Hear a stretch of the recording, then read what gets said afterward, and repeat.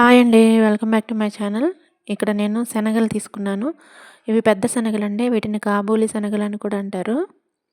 చూసారా వీటిని నేను నైట్ పూట నానబెట్టానండి. నైట్ అంతా నానిపోయిన తర్వాత ఉదయాన్నే వీటిని నేను శుభ్రంగా కడిగి తర్వాత కుక్కర్‌లో వేసుకొని 2 విజిల్స్ వచ్చే వరకు కొంచెం తక్కువ వాటర్‌తో ఉడికించుకోవాలి. ఎక్కువ వాటర్ అయితే అందులో ప్రోటీన్స్ మొత్తం మళ్ళీ ఆ వాటర్ మనం పడపోయాల్సి వస్తది కదండీ! అలా కాకుండా కొంచెం తక్కువ వాటర్ వేసుకున్నట్లయితే చక్కగా ఉడికిపోతాయన్నమాట.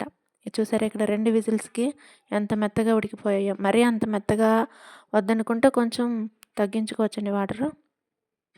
ఇప్పుడు నేను ఈ ఉడికిన శనగలన్నిటిని ఒక బౌల్‌లోకి తీసుకున్నాను. ఇక్కడ చూసారా నేను ఒక ఉల్లిపాయ సన్నగా తరిగాను. తర్వాత కొత్తిమీర, క్యారెట్, కరివేపాకు, ఒక టొమాటో చిన్న చిన్న ముక్కలుగా కట్ చేసుకున్నాను. వీటన్నిటిని మన శనగల్లోనికి యాడ్ చేసుకోవాలండి. వీటన్నిటిని కలుపుకొని మిక్స్ చేసుకొని ఫైనల్‌గా అందులోనికి నిమ్మరసం పిండుకోవాలండి. ఇష్టమైన వాళ్ళు దానిలోనికి కీరా దోస కానీ, ఏదైనా పచ్చిగా తినే కూరగాయ ముక్కలు కానీ ఏవైనా వేసుకోవచ్చు. నేనైతే ఇక్కడ కొంచెం కీరా ఉంటే దాన్ని సన్న సన్న ముక్కలుగా కట్ చేసి వేసుకున్నాను. ఒక నిమ్మకాయ చెక్క పిండానండి అందులో. ఫైనల్‌గా నేను కొంచెం పెప్పర్ పౌడర్ కూడా యాడ్ చేశాను. ఎంత టేస్ట్‌గా ఉందోనండి. చాలా బాగుంది. ఇది షుగర్ పేషెంట్స్‌కి గానీ, వెయిట్ లాస్ అవ్వడానికి గానీ, నైట్ పూట రైస్ తినకూడదనుకున్న వాళ్ళకి కూడా మంచి ఆప్షన్ అండి.